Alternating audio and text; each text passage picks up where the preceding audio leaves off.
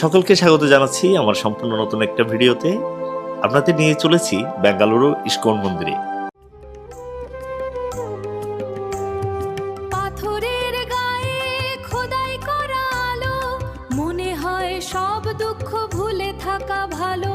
শঙ্খ ধ্বনিতে ভরে ওঠে মন, এ যেন এক নতুন জীবন। আজকের যাত্রাটা শুরু হয়েছিল একদম সাধারণভাবে বোমাচন্দ্র এলাকা থেকে অটোতে উঠে বসা, কিন্তু আমি জানতাম না এই 1 ঘন্টার যাত্রা আমাকে নিয়ে যাবে অন্যরকম এক অনুভূতির জগতে। শহরের ব্যস্ত রাস্তা পেরিয়ে ধীরে ধীরে যখন আমরা এগোচ্ছিলাম, মনে হচ্ছিল আমি যেন কোলাহল ছেড়ে শান্তির দিকে এগোচ্ছি। এখন এসেছি কর্ণাটক, অর্থাৎ বেঙ্গালুরুর ইস্কন মন্দিরের ঠিক সামনে আছি। ইস্কন মন্দির, ইস্কন মন্দিরের গেটে অবশেষে পৌঁছে গেলাম রাধাকৃষ্ণ টেম্পল বেঙ্গালুরু এর মূল ফটকে। দূর থেকে যে দৃশ্যটা চোখে পড়ল তা সত্যিই ভাষায় প্রকাশ করার মতো না। পাহাড়ের উপর দাঁড়িয়ে থাকা বিশাল মন্দিরটি যেন আমাকে ডাকছিল। আধুনিক আর প্রাচীন স্থাপত্যের এক মিশ্রণ খুবই কমই দেখা যায়। রাজাজিনগরের হরেকৃষ্ণ হিলে অবস্থিত এই মন্দিরটি শহরের কেন্দ্র ম্যাজেস্টিক বাস স্ট্যান্ড থেকে 7 থেকে 8 কিলোমিটার দূরে, কিন্তু এখানে এসে মনে হলো যেন একদম অন্য এক জগতে চলে এসেছি।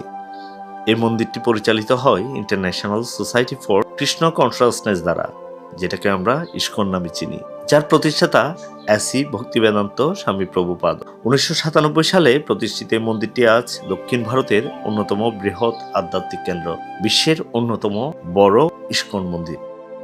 মাকে সাথে নিয়ে যখন ভেতরে ঢুকতে গেলাম, তখনই এলো প্রথম বাধা, সিকিউরিটি চেকিং। জানানো হলো কোনো ধরনের ক্যামেরা, অ্যাকশন ক্যামেরা, ডিএসএলআর বা হ্যান্ডিক্যাম একদমই অনুমতি নেই। মুহূর্তটা একটু খারাপ লাগার মতোই ছিল। এত সুন্দর জায়গা, অথচ ক্যামেরায় ধারণ করতে পারবো না। কিন্তু কি আর করা, নিয়ম মেনে ক্যামেরা জমা রাখলাম। তখন ঠিক করলাম আজকের অভিজ্ঞতাটা শুধু ক্যামেরায় নয়, মনে গেঁথে রাখবো। চেকিং শেষে লাইনে দাঁড়িয়ে ধীরে ধীরে এগোতে লাগলাম। চারপাশে ভক্তদের ভিড় আর ভেসে আসছিল হরিনামের সুর। এরপর ভক্তদের জুতো জমা রাখার পালা।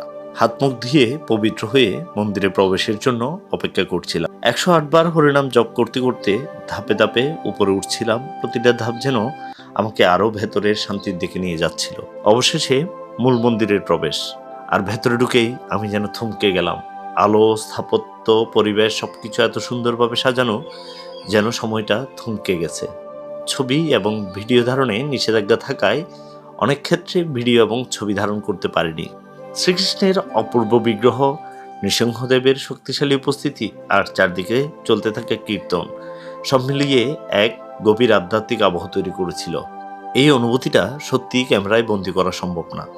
দর্শন শেষে আমরা চলে গেলাম মন্দিরের দোকান এলাকায়। গীতা, ধর্মীয় বই, ছোট ছোট মূর্তি, বাঁশি সবকিছু যেন এক একটা স্মৃতি। আমরা কিছু জিনিস সংগ্রহ করলাম যেন এই দিনের একটা অংশ সাথে নিয়ে যেতে পারি। এরপর গেলাম প্রসাদের দিকে। লাইনে দাঁড়িয়ে যখন প্রসাদ হাতে পেলাম, মনে হচ্ছিল এই পুরো যাত্রার এক সুন্দর পরিণতি এটা। সাধারণ খাবার হলেও তার মধ্যে ছিল অদ্ভুত এক তৃপ্তি, যেন শুধু পেট না, মনটাও ভরে গেল। ধীরে ধীরে সময় কেটে যাচ্ছিল, বুঝতে পারছিলাম না কখন সময় ঘনিয়ে এসেছে। চারপাশটা আরেকবার দেখে নিলাম, তারপর শুরু হলো ফেরার পথ।